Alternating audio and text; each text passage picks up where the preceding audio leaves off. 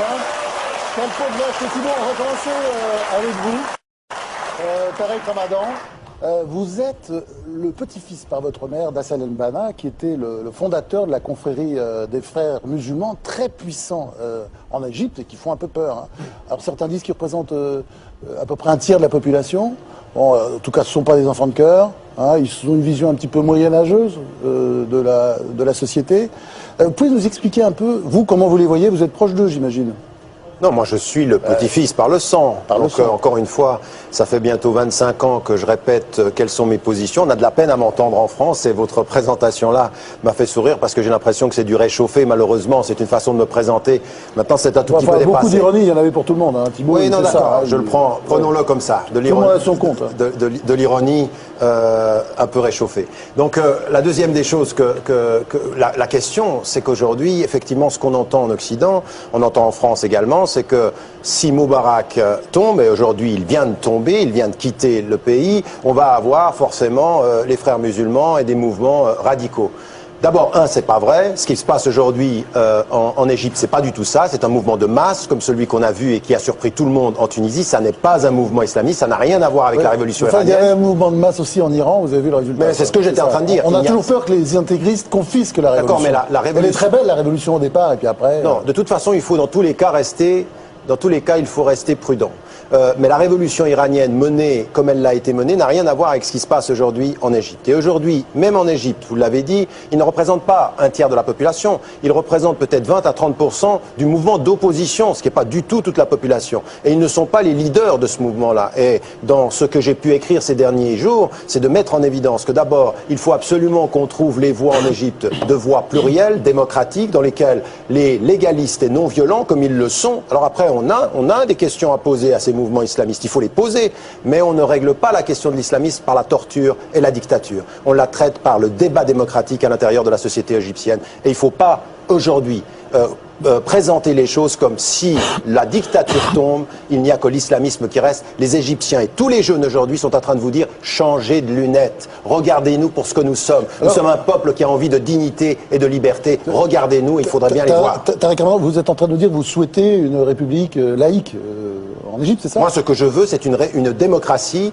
avec les principes qui sont inaliénables pour moi. L'état de droit, la citoyenneté égalitaire, le suffrage universel, le mandat spécifique pour un président et la séparation des pouvoirs. Voilà ce que je veux. Maintenant, ça, ce sont des principes qui, pour moi, sont inaliénables. Le modèle de la société, ce sera le modèle que décideront les Égyptiens. Parce que s'il y a une chose qu'il faut qu'on entende en Occident, on partage les principes, mais on n'impose pas les modèles aux sociétés. Des séparations entre l'islam et l'État?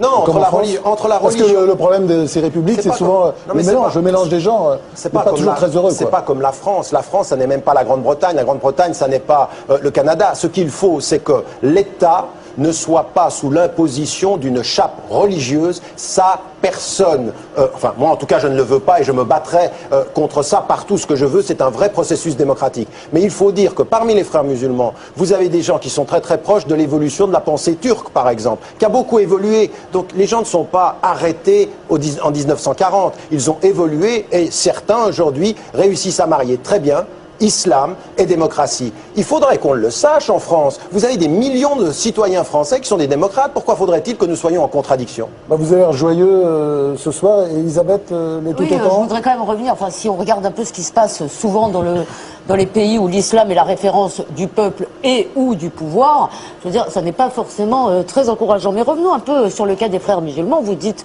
que vous n'en êtes pas, j'en prends acte, et je suppose que si un de vos éditeurs a dit le contraire de la préface d'un de vos livres, c'est par erreur. Mais quand même, ces frères musulmans... Non, il n'a pas dit ça. Non, vous l'avez mal lu. La phrase de Alain Grèche, pour le citer, dit que je suis dans la lignée de la pensée. Ça, c'était... Mais la lignée de la pensée, c'était ce qu'il pensait. On a eu un débat après coup. Ce n'était pas à moi de rectifier ce qu'il pensait. Non, mais être membre d'une organisation, être dans la lignée de la pensée, c'est pas une organisation. Non, mais peu importe. Il ne faut pas être... Enfin, on ne va pas se perdre dans les... Peu importe. C'est une organisation, les frères musulmans. Non, mais Tarek Ramadan, en fait, c'est votre problème, et à vrai dire, ce qui m'intéresse plutôt, c'est qu'on parle de ce mouvement-là, de ce mouvement islamique, parce que, vous le savez, il y a des raisons aussi de s'inquiéter, et s'ils ne sont pas la seule force d'opposition, c'est probablement la plus organisée. Or, Aujourd'hui, on a un exemple, ils sont au pouvoir à Gaza. Et Amnesty International dénonce de liberté d'expression. Donc, est-ce que vous souhaitez qu'ils participent au pouvoir, dans un pouvoir futur et démocratique en Égypte? Et est-ce que vous pensez, je veux dire, qu'on aura là un exemple d'un mouvement islamiste qui se comporte démocratiquement, ce qui n'est quand même pas toujours le cas? Non, moi, c'est les termes dans lesquels vous posez le débat qui me posent un problème. C'est-à-dire que vous êtes en train de poser l'opposition aux dictatures en disant ce pourrait être eux et qu'est-ce qu'on les mettrait où dans un régime démocratique? Dans un régime démocratique, si nous sommes sérieux avec ceci, comme ça s'est passé d'ailleurs dans les territoires occupés. Dans les territoires occupés, on a décidé, les Américains, comme la communauté internationale, de permettre au Hamas de participer aux élections sous le nom changement et réforme. Et donc ils sont entrés, ils ont gagné les élections. Mais la communauté internationale a considéré que le peuple palestinien avait fait le mauvais choix. Mais vous présentez les choses comme si ça n'était qu'une seule alternative. Le Fatah, dont vous ne parlez pas, est un mouvement corrompu, est un mouvement qui a tué, est un mouvement qui a spolié. Donc les Palestiniens, ils avaient le choix entre des gens qui ont fait un travail social et des gens qui ont volé et menti. Et donc aujourd'hui, il faut comprendre qu'il était normal qu'on aille dans ce sens-là. Aujourd'hui en Égypte, ce que je veux, c'est qu'il y ait un vrai pouvoir de transition qui aille vers la possibilité pour toutes les forces non violentes, respectueuse de la démocratie et des 5 principes dont je viens de parler, qu'elle soit partie prenante. Les frères musulmans ne sont pas les leaders de ce mouvement. Il faut cesser en Occident de diaboliser cette opposition et de ne pas soutenir les peuples. Vous avez eu un président qui, hier, en France, a encore relevé la menace des islamistes. Ça suffit. Il faut qu'on soit logique avec la démocratie. Vous présentez le travail social, vous présentez ce mouvement partout dans la presse comme un mouvement en rénovation, comme un mouvement pacifique, avec une querelle des anciens et des modernes. Enfin, ce mouvement qui est soi-disant en rénovation, son emblème, c'est toujours 2 épées sur un Coran. Sa devise, c'est toujours, je lis, Dieu est notre but, le prophète notre chef, le Coran notre constitution, le djihad notre voie, le martyr notre plus grande espérance. Même l'aile la plus modérée, elle demande quand même, donc les jeunes, la jeune génération à laquelle vous faites référence, elle demande un État démocratique avec un référent islamique. Comment est-ce qu'on peut considérer comme pacifiste un mouvement qui n'a pas pris ses distances avec cet héritage-là? Mais attendez. D'abord, vous faites référence à des slogans de départ. Le mouvement. Mais c'est important, le slogan. Non, attendez. Le slogan est important. L'analyse et l'explication du slogan est davantage. On n'arrête pas au slogan. J'ai encore dit. Oui, s'ils se rénovent, ils changent de slogan. Non. S'ils se rénovent, ils sont à l'intérieur dans un débat critique par rapport à ces slogans-là. Et ils le sont. Pourquoi? Parce que vous avez vu dans le mouvement aujourd'hui, et encore une fois, vous voulez me mettre tous, en général... Non, mais attendez, vous voulez me mettre dans la situation de défendre un mouvement, et moi, ce qui m'intéresse, c'est d'expliquer une tendance aujourd'hui dans le monde arabe. Et le monde arabe, ça n'est pas les frères musulmans. On vous parle des frères musulmans. Mais pourquoi vous parlez que des frères musulmans quand Parce que c'est une force d'opposition, c'est la seule force organisée. Mais c'est pas vrai. C'est la seule force, c'est quand même la première. Ça n'est pas vrai. Ça, c'est un fantasme. C'est pas la seule force organisée. Non, on le laisse répondre. C'est pas du tout la seule force. Ça n'est pas vrai. Il n'y a pas de force organisée. La grande puissance du mouvement populaire en Tunisie et en Égypte, non, attendez, c'est pas ce que je vous demande. J'ai quand même le droit d'expliquer ce que je vois sur le terrain. Vous pouvez me poser des questions tout le temps.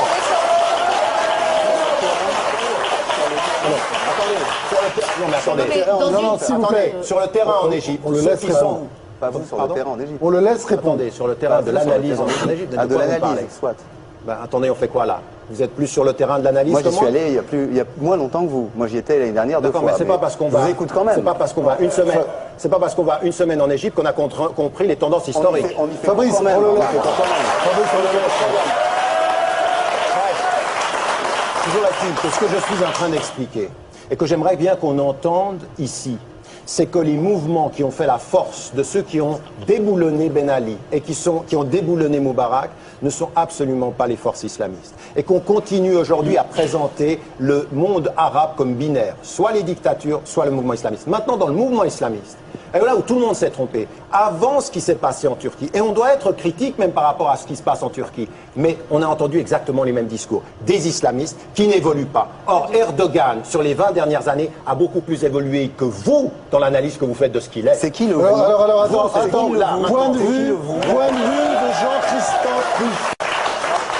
Jean-Christophe Ruffin, diplomate, écrivain, journaliste, enfin, il connaît tous ces sujets comme Moi, ça. je ne vais pas voler au secours de Tariq Ramadan, il se défend bien tout seul, mais je suis assez d'accord avec lui quand il dit que cette révolution est une révolution diverse, pour le moment.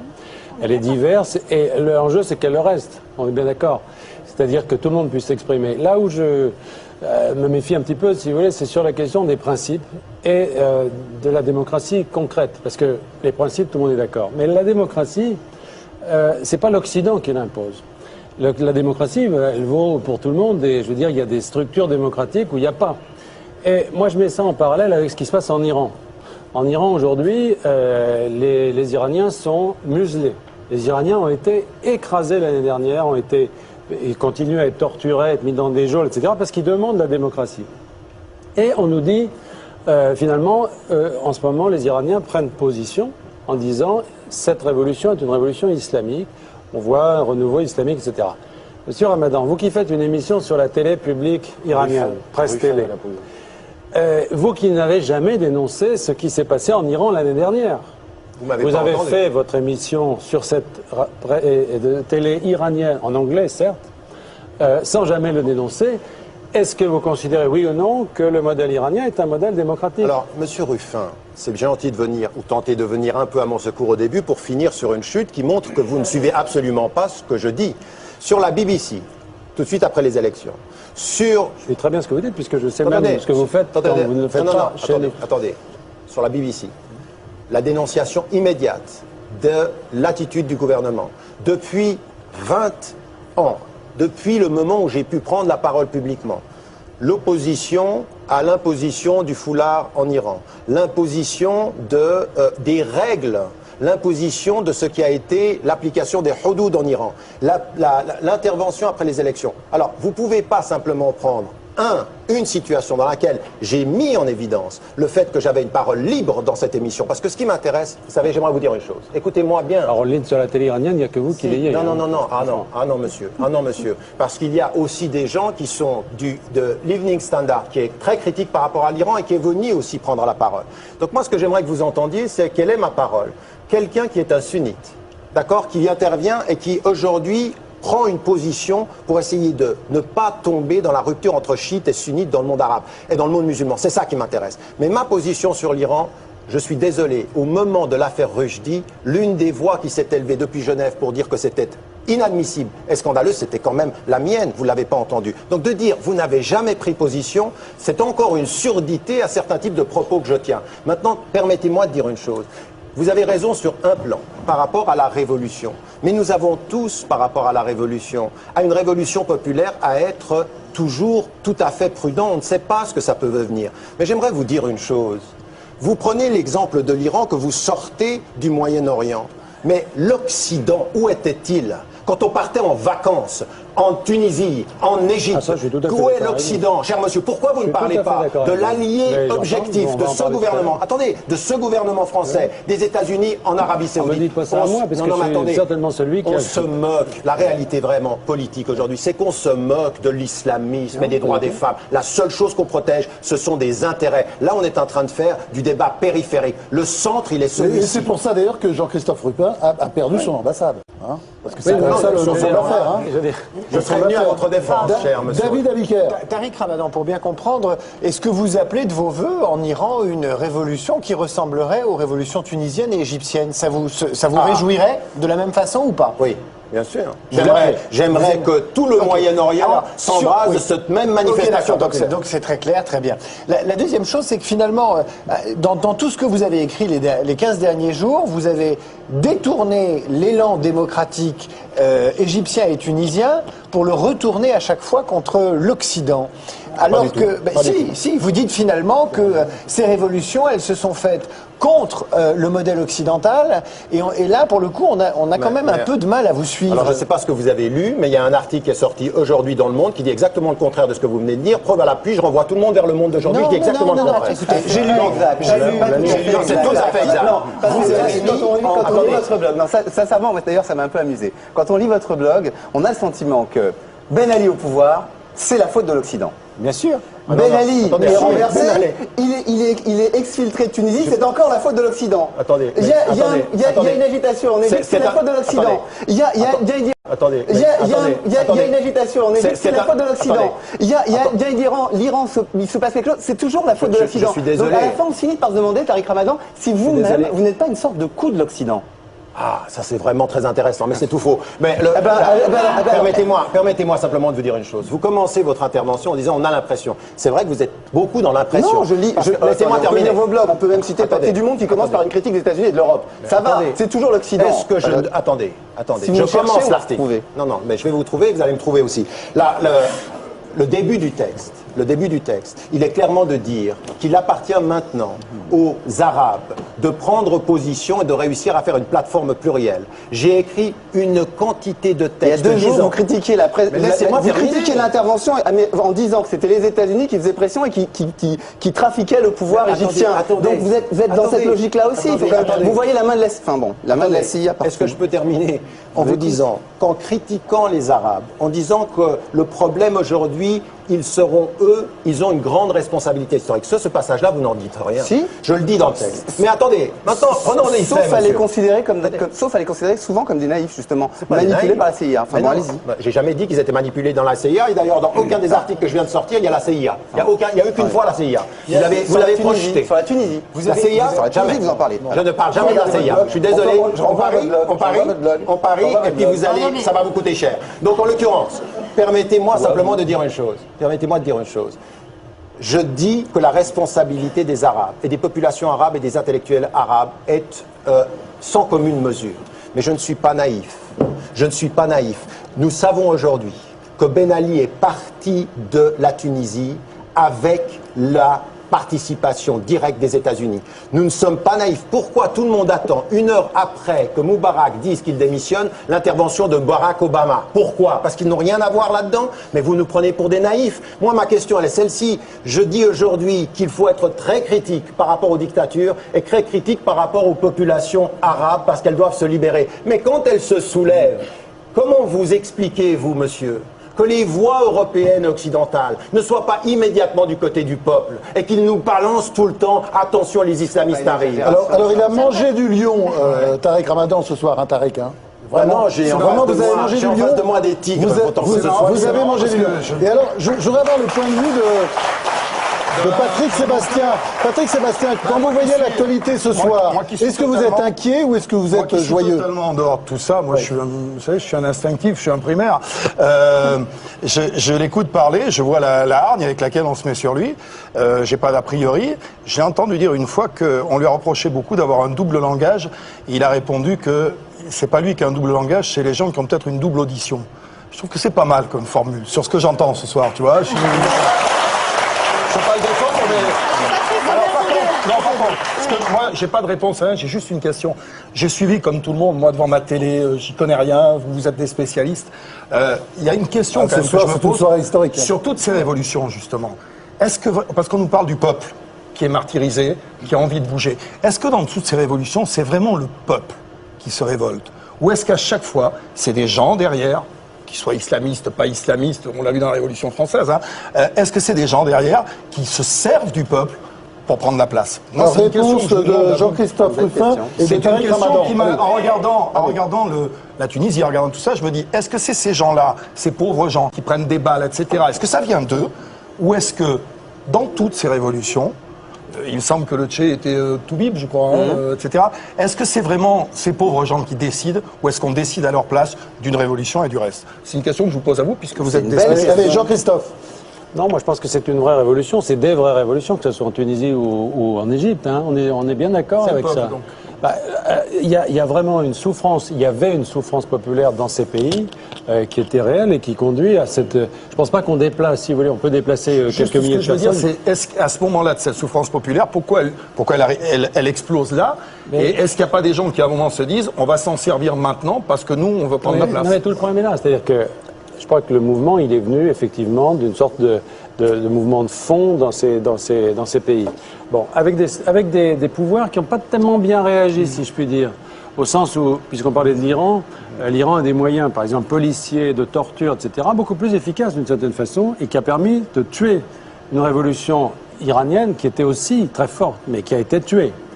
Elle n'est pas forcément morte, mais elle a été quand même vraiment... Est-ce que c'est pas justement que l'organisation derrière la révolution tunisienne et égyptienne est plus costaud? La question c'est quel pouvoir va sortir de là?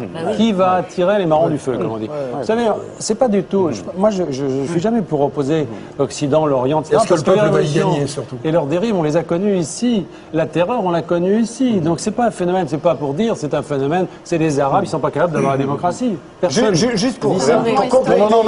Non, les gens, Tarek Ramadan, on continue. Non, moi, je suis d'accord avec. Non, je suis d'accord avec ça. Je pense que personne. D'ailleurs, c'était tout à fait imprévisible. Tous les partis politiques de toute tendance, des plus communistes athées jusqu'aux islamistes, personne ne s'attendait à ça. Et à un moment, attendez. Juste un truc, ça veut dire qu'à aucun moment il se peut, je dis ça comme ça, moi je suis dans l'utopie totale, il se peut que des gens aient décidé de dire c'est à ce moment-là, on va se servir du peuple à ce moment-là. Non, par contre, attendez, il y a eu à un moment donné, un jeune homme s'immole, et puis un mouvement s'embrase. Personne ne s'y attend. Maintenant, qui y a derrière? Il y a évidemment, c'est de la politique. Tout le monde va essayer de tirer la couverture à lui. Et ça se passe maintenant sous nos yeux, encore en Tunisie. Et ça va se passer... Entre tirer la couverture et organiser, il y a une mesure. Tenter d'organiser... Qui fait qu'on s'en prend à vous en disant c'est peut-être les islamistes qui ont organisé. Non, mais il peut y avoir du peuple, il peut y avoir le peuple, et il peut y avoir les jeunes élites paupérisées de ces pays-là qui ont une conscience politique très forte, et c'est pas parce qu'elles sont tout bib diplômées qu'elles ne sont pas le peuple. Je pense que ça répond à votre question aussi. Et elles aussi, elles font de la politique. Mais moi, elles sont diplômées. Mais je voudrais quand même poser encore une question à Tarek Ramadan, parce que, en fait, je crois que vous n'avez pas compris notre question qui était un peu qu'est-ce qui peut se passer derrière? Or, dans le monde arabo-musulman, qu'est-ce qu'on voit depuis un certain temps? Des forces, effectivement, des forces qui ont été d'ailleurs réprimées, qui souvent, quand elles gagnaient des élections, étaient aussi réprimées, comme c'était le cas en Algérie, qui se réclamaient de l'islam. Et ça n'est pas forcément... C'est ça qui inquiète l'Occident. Ça ne veut pas dire qu'on choisit la dictature. On laisse répondre maintenant, Elisabeth. On laisse répondre, ça, on a compris, tout le monde a compris. Non, je vais donner un exemple. On laisse répondre. Vous voyez bien la différence entre l'Inde et le Pakistan. Si vous voulez, ça se passe c'est la même histoire. La même histoire, la même colonisation, la même ethnie. La seule différence, c'est la religion. L'Inde est plutôt partie sur une bonne direction. Le Pakistan, c'est le chaos. Donc, vous comprenez que ça peut inquiéter. Elisabeth, est-ce que les invités peuvent s'exprimer dans l'émission? Tarek Ramadan, je ne crois pas que la grande tradition indienne, ce soit la petite histoire pakistanaise. C'est pas la même tradition. Et en plus, il y a aussi de vraies questions par rapport à ce que c'est que le Pakistan. Mais maintenant, je crois que l'idée derrière, ce que je peux entendre de votre question, c'est qu'il y a un vrai questionnement sur le référent islamique et la potentialité de la démocratisation. Et ça, je crois que c'est une question qui est légitime. Maintenant, poser cette question veut dire qu'on prenne fait et cause pour les principes de la démocratie et les processus de démocratisation. Il faut que les gens y participent. Pourquoi? Parce que c'est en participant au débat démocratique que vous changez votre vue de ce que c'est que la démocratie. C'est pas sous la répression. La répression n'a jamais fait disparaître ni le référent islamique, elle a plutôt tendance à le radicaliser. Donc allons vers quelque chose de tout petit peu plus J'aimerais qu'on sage. passe maintenant un tout petit peu à la géopolitique. C'est-à-dire qu'il y a ce mouvement en Égypte, il y a des mouvements au Yémen, il y a des petits mouvements plus faibles en Syrie. En Algérie, il y a une grosse manifestation prévue le 12, c'est-à-dire demain. Dans quel ordre vous voyez les choses? Est-ce que vous pensez que le monde arabe est en train de s'embraser, ou qu'il y a, bon, maintenant les problèmes égyptiens et tunisiens sont réglés, et qu'après on va avoir une plage de temps un petit peu plus... longue. Il y a une conclusion provisoire, mais qui est quand même assez évidente, c'est que soutenir, et là-dessus on se rejoint tout à fait, soutenir les dictatures n'est pas un gage de stabilité. Ça, c'est tout à fait clair. Je veux dire qu'on a été extrêmement complaisant, et c'est pas la faute des ambassadeurs. avec... Non, mais je dis ça parce qu'on... Non, vous avez votre histoire, vous étiez ambassadeur au Sénégal, vous parliez un petit peu fort et vous avez été viré. Oui, non, mais quand on dit les ambassadeurs disent pas ce qui se passe, alors on ne savait pas ce qui se passe en Tunisie, de qui se moque-t-on? De qui se moque-t-on? Tout le monde savait que Ben Ali était un dictateur. Sauf l'ambassadeur de France, apparemment. Non, mais le dernier, parce qu'il avait été mis là précisément, et encore, je ne veux pas entrer dans le détail, mais Si. je veux dire, mais non, mais parce que le problème, c'est que quand quelqu'un fait ce métier comme il faut, c'est-à-dire dit les choses, et qui gêne, parce que ce qu'on lui dit, c'est fais pas de vagues, au bout d'un moment, on le change. Et on en prend un à qui on coupe ce qu'on peut et pour qu'il ne parle pas trop. C'est bien ce qui s'est passé au Sénégal. Donc, enfin, moi, on m'a rien coupé, hein, mais je suis parti. Cela dit, la question centrale, c'est est-ce qu'on savait? Oui, on savait. Oui, on savait. Est-ce qu'on sait que dans un certain nombre de pays aujourd'hui, il y a des dictatures encore? Oui, on le sait. La question, c'est est-ce qu'on s'en accommode? Qu'est-ce qu'on fait? Est-ce qu'on s'en accommode ou pas? Bah oui. Alors, moi, je suis persuadé, si vous voulez, que la France a une politique là-dessus qui est parce que c'est une responsabilité politique. C'est pas le diplomate qui est sur On a une politique qui est paradoxale et alors là, parlons de double langage. Notre double langage est évident. C'est-à-dire qu'on a une phraséologie de droits de l'homme, de défense des droits de l'homme, et on s'accommode assez bien, finalement, et à toutes les occasions, des excès d'un certain nombre de régimes. Les Allemands font le contraire. Le général de Gaulle nous a appris ça. Non, mais attendez, c'est pas C'était la politique du général de Gaulle. Moi, je n'y crois pas. Je ne pense pas que ce soit indispensable. Les Allemands font le contraire, par exemple. Les Allemands parlent beaucoup moins. Vous n'entendez pas Angela Merkel dire le Tibet, le machin, etc. Mais, dans le dialogue avec ces pays, ils sont beaucoup plus intransigeants et beaucoup plus efficaces. Moi, je l'ai vécu dans le pays où j'étais. L'ambassadeur d'Allemagne avait les coudées beaucoup plus franches sur les questions de gouvernance.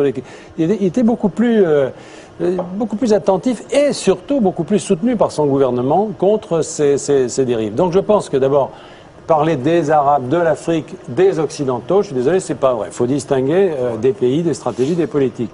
Et nous, je pense qu'on s'est engagé dans des politiques qui étaient exagérément complaisantes, et là je suis totalement d'accord avec Tariq Ramadan, exagérément complaisantes avec des dictatures. Et le résultat, c'est que quand les dictatures tombent, il y a un très grand risque, et c'est là qu'on diverge, de dérive aux extrêmes et d'arriver du chaos.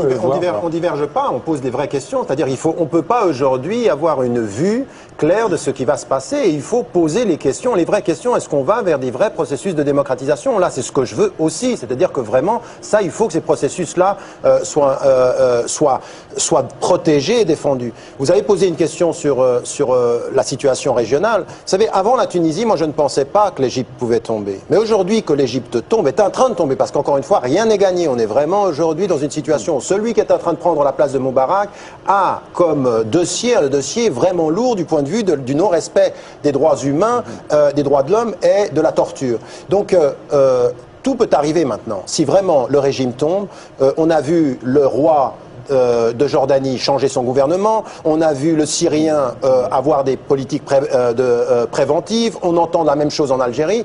Tout peut arriver si les soulèvements populaires continuent. En Algérie, je répète, demain, il y a quand même une grande manifestation. Interdite, une grande manifestation interdite. Une question quand même à tous les deux, parce que tout à l'heure vous avez dit, Tariq Ramadan, les pays occidentaux défendent leurs intérêts, vous avez dit ça d'un air très réprobateur. C'est vrai, les intérêts, c'est un peu sale. Mais enfin, est-ce que vous connaissez un pays, et je pose la question aussi à Jean-Christophe Rufin, dont la diplomatie est dictée simplement par le souci des valeurs et pas du tout par la défense de ses intérêts? Non, il est normal pour un État de défendre ses intérêts. Mais il n'est pas normal de le faire à n'importe quel prix. Oui, on ne peut pas... Attendez, moi, quand j'ai pas pu entrer, je ne pouvais toujours pas, maintenant ça sera possible, mais entrer en Tunisie pendant des années. Ça fait 15 ans que je n'entre pas en Égypte. Sur un plateau d'une émission en France, j'ai été confronté à l'ambassadeur d'Égypte, à qui j'ai dit combien son pays était une dictature et comment on a torturé des gens devant moi parce qu'on ne pouvait pas me toucher parce que j'étais suisse. 2 semaines plus tard, j'ai été interdit d'entrer en France pendant 10 mois. Et le Nouvel Observateur a annoncé que c'était sous pression de l'Égypte. Quand on a de telles relations avec des dictatures, on ne donne pas la leçon de démocratie au monde. On revoit sa copie et on se pose la question. Aujourd'hui, vous parlez de l'islam, mais de l'Arabie Saoudite, il faut quand même dire les choses. C'est là où il y a quelque chose qu'il faut bien dire, c'est que les gens comme moi qui disent il faut respecter les droits de l'homme, défendre une certaine... vraiment nos intérêts bien sûr, mais aussi ne pas se marier, ne pas soutenir n'importe qui, n'importe comment, c'est pas de la naïveté. C'est pas de la naïveté. Nous, on a fait une réelle politique un petit peu de cocu, parce que finalement, on a soutenu des gens, soi-disant... Vous ne parlez pas comme un diplomate, là. Ben, je m'en fous, je vais quitter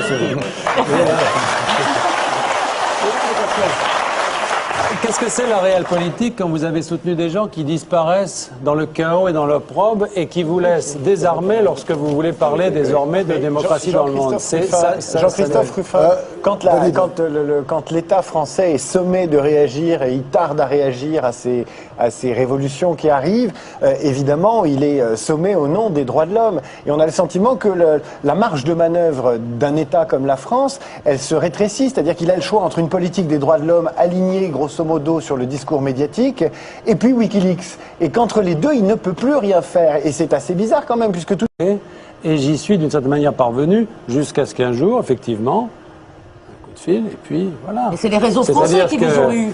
C'est les réseaux français qui ont eu votre tour, plus que le président sénégalais. Patrick, c'est juste une question que je vous pose à vous, puisque vous êtes des spécialistes. J'essaie de me mettre de ressentir un petit peu ce que ressentent les gens devant la télé qui les concerne eux. C'est juste une question, c'est entre ces erreurs diplomatiques, cette espèce de flambée dont on parlait qui passe de la Tunisie à l'Algérie et tout, il y a des gens que je rencontre, moi, qui me disent et est-ce qu'éventuellement ça peut faire quelque chose chez nous? C'est une question qu'on me pose. Et que des gens me demandent en me disant est-ce que cette onde de choc, le fait que notre président ait soutenu certaines personnes qui maintenant sont de l'autre côté. Il y a une révolution française? Non, pas. Non, je parle pas de ça. Excellente question de Patrick Sébastien. On va garder comme chroniqueur d'ailleurs. Il y a des Tunisiens, il y a des Algériens, il y a des Égyptiens. Et est-ce que ces gens-là, moi j'ai des gens qui me disent, parce que le Front National se nourrit de ça, vous inquiétez pas. Je veux dire, c'est vrai que s'ils se nourrissent de ça, ils ont raison d'ailleurs, mais... il y a des gens qui me posent la question que tu ne peux pas empêcher d'avoir cette petite angoisse en regardant la télévision, en disant mais est-ce que ça, c'est pour ça que je vous demande à vous, est-ce que ça a une chance de donner des idées, pas de révolution, mais de mouvement ici? Patrick Sébastien, moi je dirais qu'aujourd'hui, dans l'effervescence internationale, c'est le contraire qui peut se passer. C'est-à-dire que, non, le contraire. Les citoyens français comme européens, comme occidentaux, c'est-à-dire qu'on l'entend même aux États-Unis, c'est un apaisement, un soulagement. Quelque chose se passe enfin dans le monde arabe avec un mouvement qui va vers la démocratie. Je crois qu'il y a beaucoup plus de contentement et de soulagement que le contraire. Mais j'aimerais juste ajouter un mot sur ce que vous avez dit et sur votre question de l'hyper-président. Il ne faut quand même pas nous dessiner la relation de la France avec l'Afrique ou avec le monde arabe comme quelque chose qui serait aujourd'hui uniquement de mauvais augure parce que de droite. La gauche au pouvoir a aussi traité avec les dictatures de la même façon. Et ce ne sont pas des erreurs diplomatiques. Il faut vraiment ce sont des erreurs politiques, d'éthique politique. Où nous plaçons-nous? Et encore une fois, je suis vraiment pour que cette équation, elle soit claire. Il ne s'agit pas de choisir les intérêts contre l'éthique, mais l'éthique avec les intérêts et les intérêts sans oublier les valeurs. Vous êtes d'accord, Jean-Christophe Ruffin? Oui. C'est-à-dire les Arabes sont fiers ce soir. Oui, mais moi je pense que si vous voulez, c'est un peu en effet le contraire, c'est-à-dire que c'est l'influence des Tunisiens, Algériens, etc., qui sont ici, qui sont à l'étranger, qui a beaucoup joué aussi sur l'évolution de leur pays. Et je pense que le fait de se rapprocher de ce que peuvent penser les diasporas, l'Africain qui est ici, toutes les familles qui ont encore des membres de leur famille dans ces pays d'origine, ils sont plutôt plus près là aujourd'hui parce que les situations se rapprochent. Cela dit, ils sont inquiets aussi, parce qu'ils ont l'expérience d'une forme de démocratie ici, qui n'est pas parfaite, mais qui n'est pas non plus quelque chose d'occidental. Moi, je ne suis pas d'accord pour dire la démocratie, c'est européen. Les voitures, ça a été inventé en Europe, mais on roule avec les voitures partout. Et je veux dire qu'une démocratie avec système représentatif, la possibilité de s'exprimer, le respect des faibles, le respect des femmes, le respect, etc., ça vaut partout, partout, partout. Et c'est ça qui est en jeu. Parce que tous ces gens qui sont ici, ils ont envie que ça soit comme ça dans les pays où sont encore leurs familles, si vous voulez. Alors, on parlait de la peur de l'islamisme, la grande peur de l'Occident. Il y a une autre peur aussi qui s'était un petit peu estompée ces dernières années et qui est peut-être en train de revenir. En tout cas, il y a un livre là qui va faire débat. C'est un livre choc. Hein, c'est vraiment le cas de le dire. L'arrogance chinoise d'Eric Israelevich. Alors vous Bon, on n'a pas besoin de vous présenter, hein. Vous êtes maintenant le nouveau patron du monde. Beaucoup de panache, hein. Vous quittez régulièrement les journaux. Dès que vous n'êtes pas d'accord avec l'actionnaire, la tribune, bon, maintenant... Je pour défendre l'indépendance des journaux et des Voilà, journalistes. bon, voilà. Aujourd'hui... Et la vôtre aussi. Et la mienne, oui. Voilà. Bon, vous êtes un journaliste indépendant et vous publiez un livre indépendant sur la Chine. C'est-à-dire que ce n'est pas des choses qu'on lit d'habitude. Et ça s'appelle l'arrogance chinoise. Alors, qu'est-ce que c'est que cette arrogance chinoise? Parce que bon, le coup de la Chine, c'est l'avenir. Ça, vous nous le faites d'ailleurs dans ce livre. On sait très bien, on vend autant de voitures, on vendait autant de voitures au mois d'août à Pékin que dans la France entière. Donc c'est absolument fascinant. Mais en même temps, vous nous dites, attention, l'éléphant, il va peut-être falloir commencer à penser à le dompter. Oui, absolument. Bah, si vous voulez, sur le plan économique en particulier, la Chine a connu un développement absolument spectaculaire. Et ce qui m'a frappé sur les dernières années, ça fait 20 ans que je m'intéresse à ce pays et à son développement économique, ce qui m'a frappé sur les dernières années, c'est un changement de comportement de la part de la société chinoise dans son ensemble, c'est-à-dire à la fois de la population, des médias, de la blogosphère, on va des Chinois qui sont sur la blogosphère, des hommes d'affaires chinois, du pouvoir chinois. Ils sont devenus arrogants. C'est-à-dire qu'ils sont devenus très sûrs d'eux. C'est ce que je dis, ils ont pris la grosse tête, si vous voulez. Ils ont pris la grosse tête et on peut comprendre. D'abord, c'est une dictature qui marche, hein, contrairement à une dictature égyptienne ou tunisienne, il y a de la censure. Voilà, absolument, il y a de la censure, il y a un parti apparemment, unique, ça marche très très bien. Oui, mais ce qui permet à cette dictature, je dirais, d'être, pour l'instant en tout cas, de se maintenir, c'est la croissance. C'est la croissance. C'est-à-dire que, contrairement aux pays arabes ou à d'autres pays, vous avez une dictature, mais avec 10% de croissance par an. Vous savez, on parle de la crise chez nous tous les jours, du chômage, de la dette, de la stagnation, etc. Là-bas, c'est 10% de croissance par an, même pendant la crise. Sur les 5 dernières années, ils ont continué à faire du 10% par an. Ils ont produit, l'année dernière, 2 fois plus qu'il y a 5 ans. Donc, et comme vous disiez, maintenant, ils sont le premier marché automobile. Le pouvoir d'achat a été multiplié par 10. Voilà, donc si vous voulez, là-bas, ce qui fait que tout le monde finalement adhère, ou en tout cas ne se préoccupe pas des problèmes politiques, enfin tout le monde, sur les 1,3 milliard, il y en a quand même moyennes, disons. Sur les moyennes, enfin en tout cas, ce qui fait qu'il y a pour l'instant, il y a de plus en plus de grèves, de plus en plus de mouvements sociaux, mais ça c'était comme dans la Révolution française autrefois, hein, il y en a de plus en plus, et je pense que c'est très sain, mais pour l'instant tout le monde a l'impression, comme on dit, quand la mer monte, tous les bateaux montent, donc quand il y a de la croissance, tout le monde, je veux dire, le paysan qui est très éloigné dans une province de l'Ouest, qui est très pauvre, qui vit dans une maison où il n'y a pas de chauffage, pas de fenêtre, etc., il sait qu'avec 10% de croissance, il vivra mieux l'année prochaine, que c'est son enfant, puisque c'est l'enfant unique, vivra mieux. Donc je dirais qu'il y a une perspective. Ce qui fait que le problème politique, à mon sens, ne se pose pas encore, je dis bien, ne se pose pas encore. Contrairement donc à ce qui se passe dans le monde arabe, vous ne voyez pas, vous, de révolution. Alors, avant longtemps. Il y a quand même un élément intéressant à noter, c'est que l'information sur ce qui se passe en Égypte est censurée actuellement en Chine. Tout est censuré de toute façon là-bas. Non, pas tout quand même. Il y a 70 millions de jeunes qui surfent sur le net, et même si l'Internet est censuré, il n'est pas totalement. C'est impossible de censurer totalement Internet. Donc il y a des centaines de milliers de jeunes Chinois qui font leurs études dans tous les pays du monde, en Afrique ou en Amérique ou en Europe. Ils sont dans le monde. Hein. Donc on ne peut pas penser qu'ils sont complètement isolés. Mais c'est vrai que les Chinois ont l'air d'être un peu préoccupés de ce qui se passe dans le monde arabe, parce que finalement, ils se disent, dans le monde arabe, en Tunisie et aussi en Égypte, finalement, est-ce que chez eux, qu'est-ce qui se passe? Ils ont un enrichissement, ils ont des gens qui font des études, de plus en plus, ils ont des jeunes qui surfent sur Internet. Est-ce que tous ces gens-là, ils vont pas, voyant ce qui se passe dans les démocraties et ailleurs dans le monde, avoir exprimé une revendication de libéralisation politique? Pour l'instant, les signes de tels mouvements sont très marginaux, mais c'est peut-être une des grandes interrogations, et en tout cas, à mon sens, c'est une des inquiétudes du pouvoir. Ouais, ce qui est frappant, c'est que dans le livre, justement, vous ne faites pas cette espèce de dichotomie qu'on a en permanence entre d'un côté la politique, de l'autre le marché. Vous prenez le marché, et c'est à partir de ça que vous faites une critique, et une critique, je dirais, des Chinois, mais en reflet, une critique des Européens, des États-Unis, en nous disant, en gros, arrêtez la fascination. Ah bah oui, ils considèrent que maintenant, eux, ce qui m'a frappé ces derniers temps, c'est qu'ils disent, grosso modo, si vous voulez, mais vous, le monde occidental, vous êtes le monde décadent, vous êtes le monde fini, vous êtes vieux, vous êtes fatigué, vous n'innovez plus. C'est pas faux non plus. Mais enfin, c'est nous qui nous roulons par terre dès qu'un Chinois fronce le sourcil. C'est quand même notre faiblesse qui est la cause de leur arrogance. Eux se disent, attendez, on nous a donné des leçons, ça fait des années et des années que le monde occidental donne des leçons à la Chine, dit à la Chine comment ils doivent faire. faire, etc. Mais aujourd'hui, ils disent, attendez, arrêtez. Et nous, on peut peut-être à nous de vous dire comment il faut faire. Et il y a de plus en plus, d'ailleurs, c'est un des éléments de mon livre, je pense qu'il y a un modèle chinois qui est en train de séduire un certain nombre de pays en développement qui se disent... Plus 10% chaque année. Bien sûr. Le pouvoir d'achat, je le disais, multiplié par 30 ans, enfin, ça vaut la peine d'être regardé. Éric Israéli, comment on fait quand on est donc l'Occident, qu'on a le boulet de l'impérialisme, le boulet du colonialisme, qu'on a la contrainte des droits de l'homme, qu'on doit fermer sa gueule? Comment on fait pour affronter la Chine sur ses marchés, pour affronter la Chine en Afrique? Si on traîne, c'est pas des casseroles, je veux dire, c'est un handicap, on a des pieds lestés de plomb. Comment on fait, à part essayer d'aller grappiller des commandes? Comment on fait face à cette arrogance-là, qu'elle s'exprime en Afrique ou qu'elle s'exprime sur le marché international?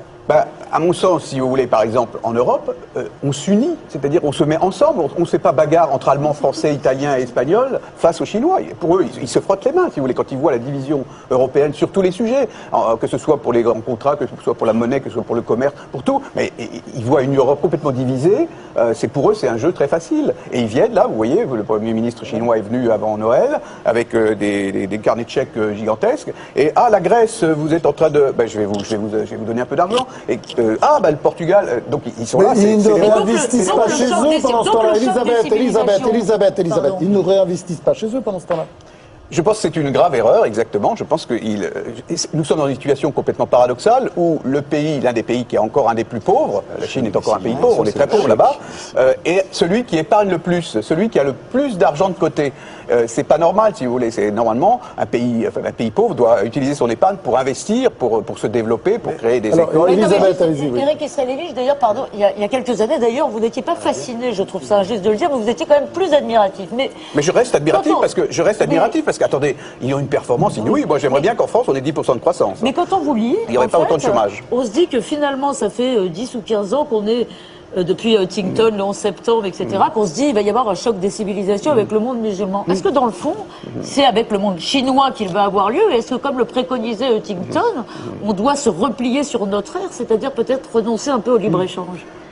Oui, je pense qu'effectivement, il y a un vrai choc des civilisations, de mon point de vue. C'est-à-dire que derrière cette puissance économique, il y a une puissance culturelle. Enfin, c'est une culture très, très riche, la culture chinoise. Il y a une manière de penser, une manière de fonctionner, une manière de vivre complètement différente et qui vient, à mon sens, et d'ailleurs le modèle économique, le modèle économico-politique, c'est-à-dire la dictature et l'économie de marché, je pense que ça peut être quelque chose qui va séduire, comme je le disais, dans beaucoup de pays, dans beaucoup de régions.